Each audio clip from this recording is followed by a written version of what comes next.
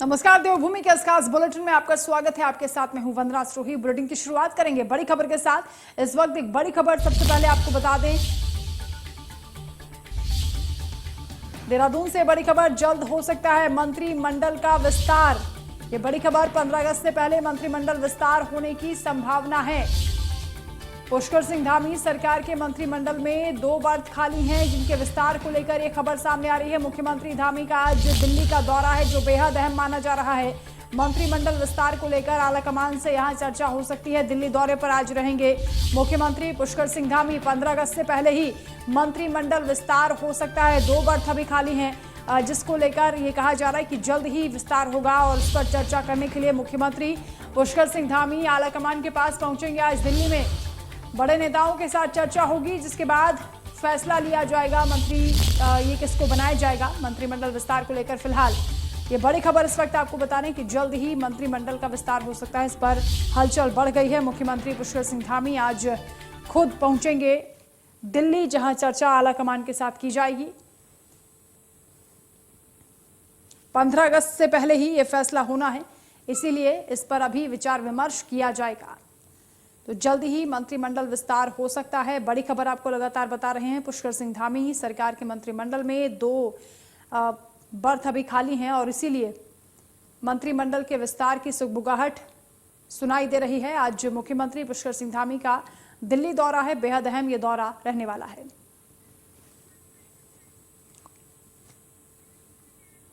देहरादून से bureau chief doctor Praveen Kumar हमारे साथ लाइव जुड़ रहे हैं। डॉक्टर प्रवीण, ये बताइए कि जो चर्चा चल रही है मंत्रिमंडल विस्तार को लेकर, उस पर क्या खबर है, क्योंकि मुख्यमंत्री भी आज जाने वाले हैं दिल्ली।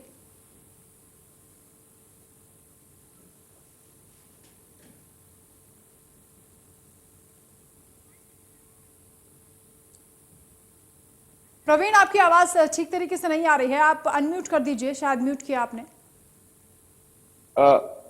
जी देखिए, आज शाम मुख्यमंत्री पुष्कर सिंह धामी दिल्ली पहुंचेंगे और वहां पर आलाकमान से बातचीत करेंगे। और यहाँ उत्तराखंड में ये खबर है कि 15 अगस्त से पहले पहले मंत्रिमंडल का विस्तार हो सकता है। 2 बर्थ खाली है, यानी कि 2 सीट खाली है मंत्रिमंडल में, उसको भरा जाएगा।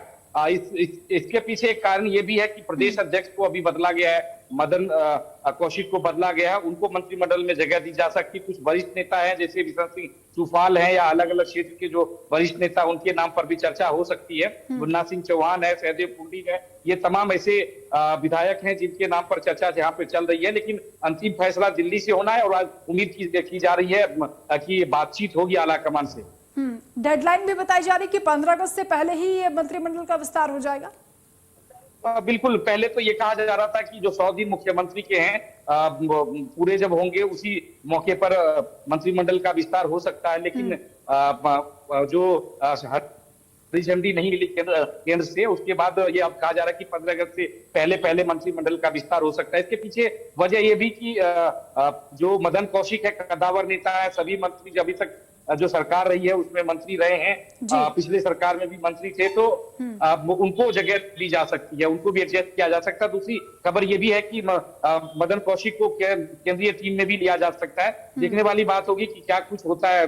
आज शाम तक का, कल तक का हम लोगों को इंतजार करना होगा। हालांकि सारी चीजें क्या ये मानकर चला जाए प्रवीण की मंत्रिमंडल विस्तार में 2024 की भी झलक दिखाई देगी, अभी से ये पूरी गोटियां सेट की जाएंगी? बिल्कुल, मुख्यमंत्री पुष्कर सिंह धामी का साफ तौर पे कहना है कि हमारी नजर जो है एक चुनाव के बाद दूसरी चुनाव पे हम लोग लग जाते हैं। और 2024 के मद्देनजर चूंकि प्रदेश अध्यक्ष का भी बदलाव हो चुका है, क्षेत्रीय समीकरण और जातीय समीकरण दोनों को साधा जा चुका है, तो अब मंत्रिमंडल में भी संतुलन बरकरार बनाने की कोशिश होगी। साथ ही जो 100 के आसपास, 50, 60, 70 के आसपास दायित्वधारियों की लिस्ट भी जल्दी ही आने की संभावना है। इन सब तमाम मुद्दों पर चर्चा होगी केंद्रीय आलाकमान से, और वहां पर बड़े नेताओं के साथ बैठकर चर्चा होने की संभावना है।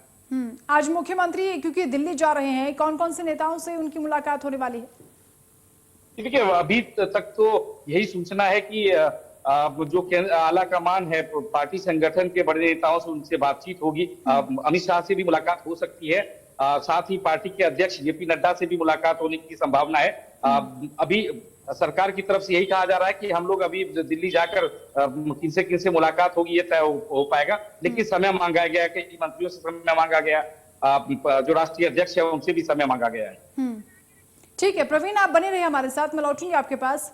फिलहाल एक बड़ी खबर इस वक्त बता दें दर्शकों को, इस वक्त की एक बड़ी खबर सामने आ रही है। देहरादून से लगातार तमाम अपडेट आप तक पहुंचा रहे हैं। इस वक्त की बड़ी खबर, कांग्रेस कार्यकर्ता 5 अगस्त को राजभवन का घेराव करने वाले हैं।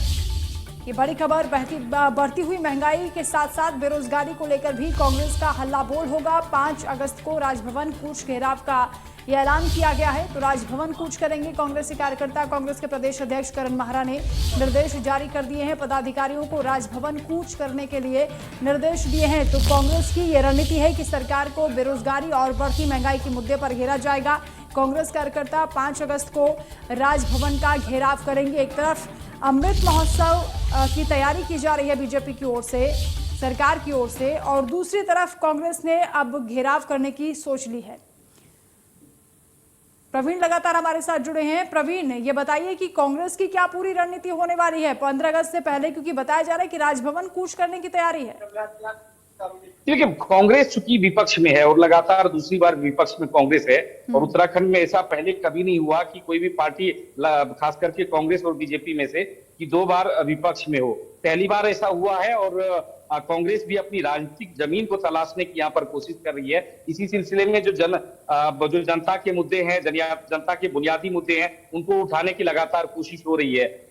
जो महंगाई का मुद्दा हो या फिर बेरोजगारी का मुद्दा हो या यहाँ पर भर्ती घोटाला हो, इस मुद्दे को लगातार उठाती रही है। अब एक बड़े आंदोलन की तैयारी में कांग्रेस है और जनता से जुड़ने की कोशिश उनकी है।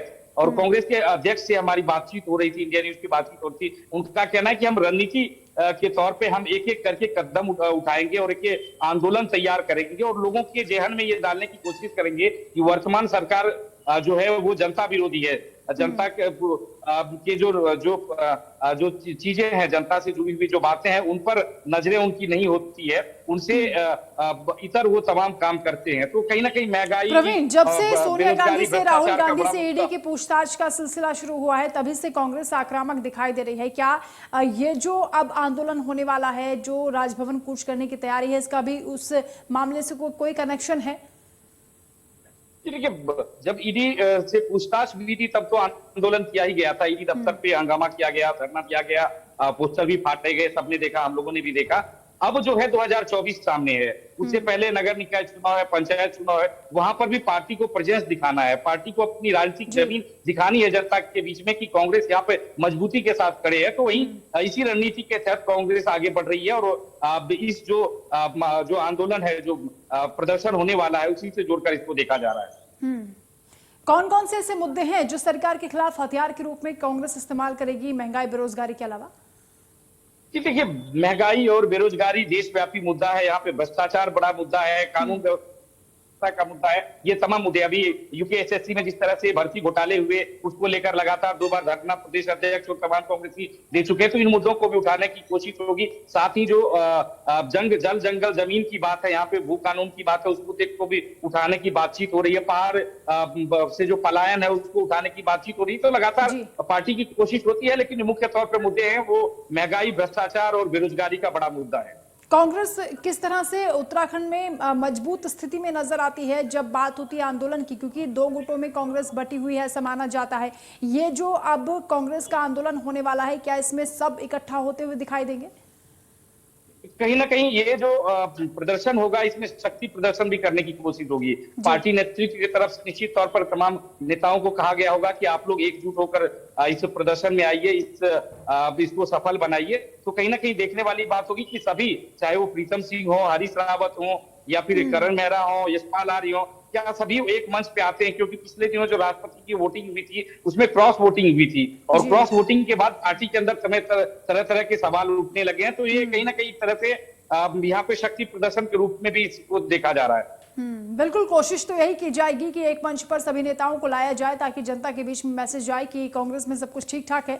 बने रहिए प्रवीण हमारे साथ, मैं लौटूंगी आपके पास। एक और खबर दर्शकों को फिलहाल बता देते हैं, एक और बड़ी खबर इस वक्त सामने आ रही है। सीधा रुक करेंगे इस वक्त की बड़ी खबर की ओर। बड़ी खबर इस वक्त आपको बता दें, जहां प्रदेश में भारी बारिश का सिलसिला लगातार जारी है। रुक रुक कर झमाझम बारिश हो रही है। मौसम विभाग ने एक बार फिर येलो अलर्ट जारी कर दिया है।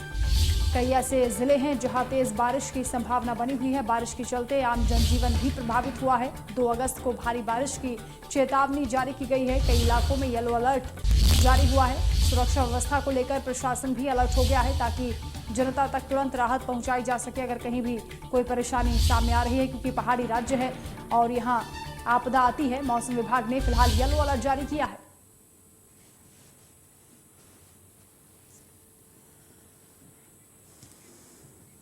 डॉक्टर प्रवीण लगातार हमारे साथ जुड़े हैं। प्रवीण, हम देख रहे हैं कि जैसे जैसे बारिश का सिलसिला बढ़ता जा रहा है वैसे वैसे जो मंजर है वो तबाही का दिखाई दे रहा है। पहाड़ी राज्य होने के नाते भी यहाँ पर क्या व्यवस्थाएं प्रशासन की ओर से की जा रही, क्योंकि मौसम विभाग ने एक बार फिर येलो अलर्ट जारी किया है।